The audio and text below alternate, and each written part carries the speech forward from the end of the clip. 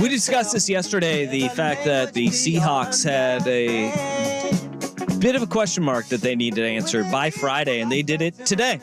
John Schneider and company, probably listening to the show, they picked up the option on Geno Smith, informing him they will keep him on the roster through the end of this week, meaning his guaranteed salary for 2024 bumps up to $12.7 million. Nice little chunk of cash. Yeah, it's not too shabby. But it's also great value for a starting level quarterback in the NFL.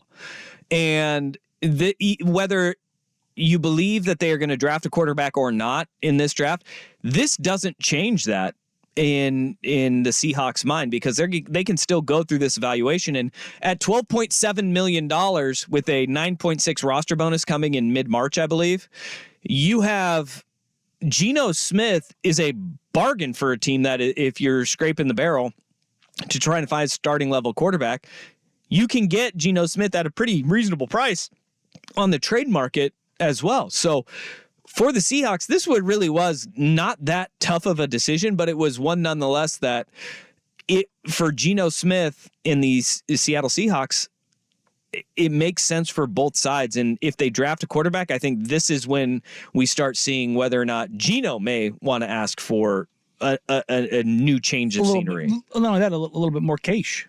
Well, you could, give him more cash, but at the same time, Ryan Grubb introduced as the offensive coordinator today, and I saw that he had a press availability.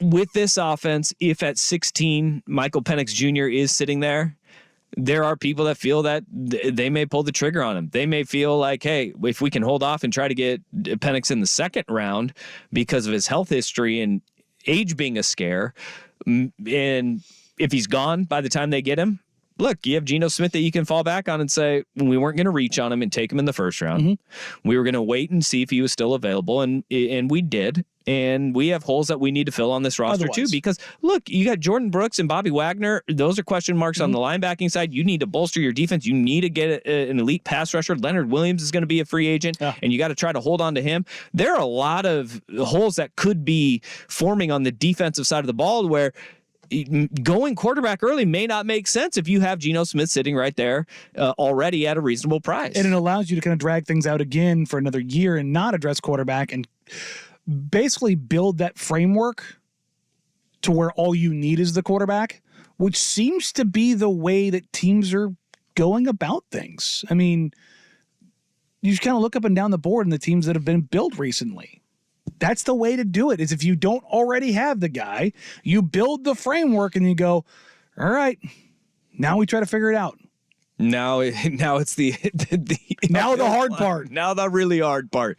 And this is a year of obviously massive changes within the organization. Mm-hmm. And top to bottom. If you can stabilize it in any way possible, Geno Smith, by all accounts in regard, is a guy that is trusted in the locker room, is not an issue in that locker room ever. And holding on to him, I think we may see Geno Smith enter the 2024 season, regardless of who they draft, quarterback or not, be the starting quarterback to start the season in 2024 under Mike McDonald.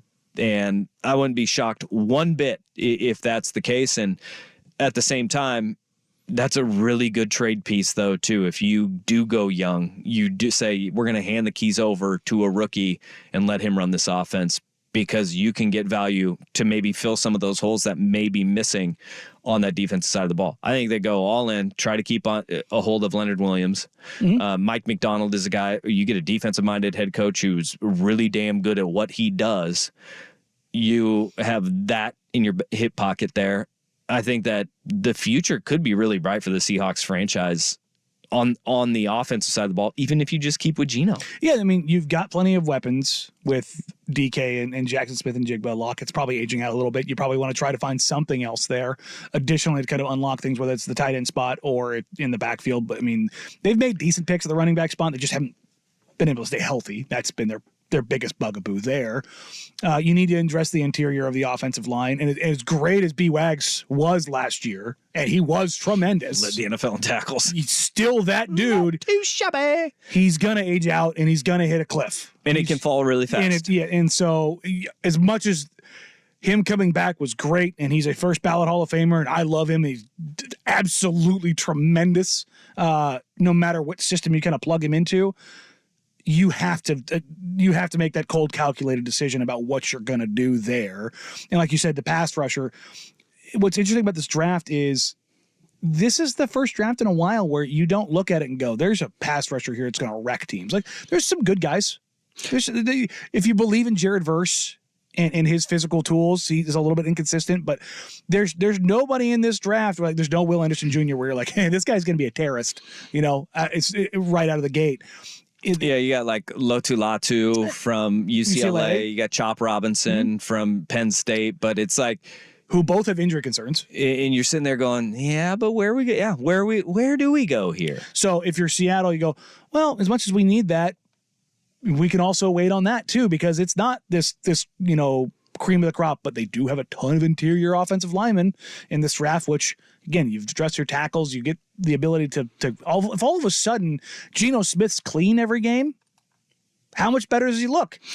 And here's the other question. If you are a coach or a general manager and you are going to come into an organization and you have your choice of Daniel Jones at $40 million in building your team, or Geno Smith at under $13 million to build your team, which one are you taking? Geno Smith. And so you kind of look at the situation that you're coming into if you're Mike McDonald, and you've got Schneider, who has done incredibly well in the draft.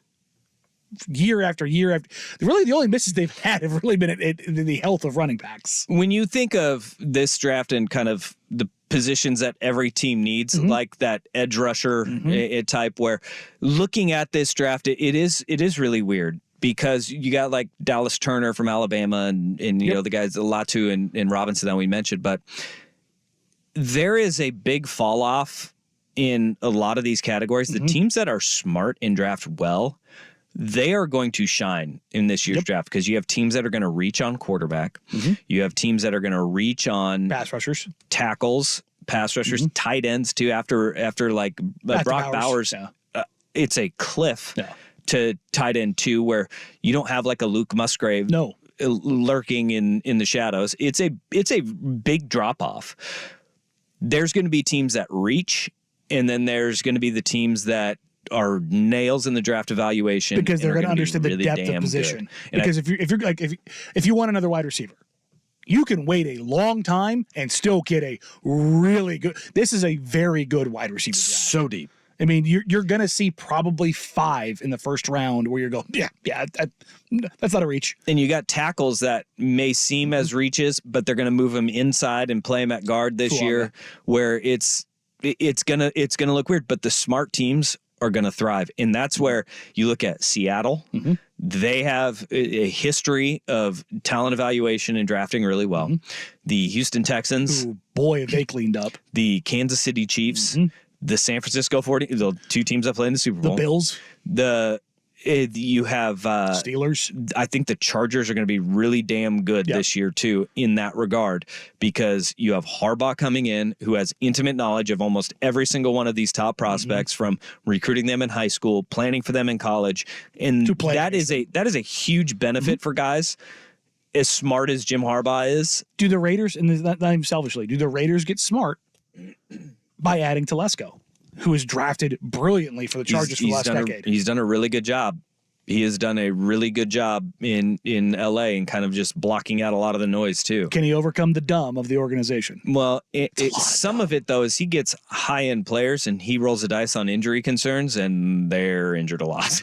It happens, and that's kind of what's been the Chargers, is that part of it. So, oh man, it's gonna be fun though. It'll be a fun ramp up, and I think this is a really exciting offseason if you're a Seahawks fan. Yes, because of Mike McDonald coming in, because there's real hope. You have talent. You're not bereft of talent. No, you're banged up on with your tackles on the offensive line this year, but you know that you're solid there. You're Corners are nails at wide receiver. You got good young corners. Your running back position, if Kenneth Walker gets healthy and stays right, you're okay. You are now sitting there going, all right, we need to pick and choose which guys we value and which guys we can replace through this draft. And you could replace it in pretty short order there in Seattle. We'll see how much the Pete Carroll influence pull to Bobby Wagner, and if he's just like, we're going to see. I'm good here. Woo. Coming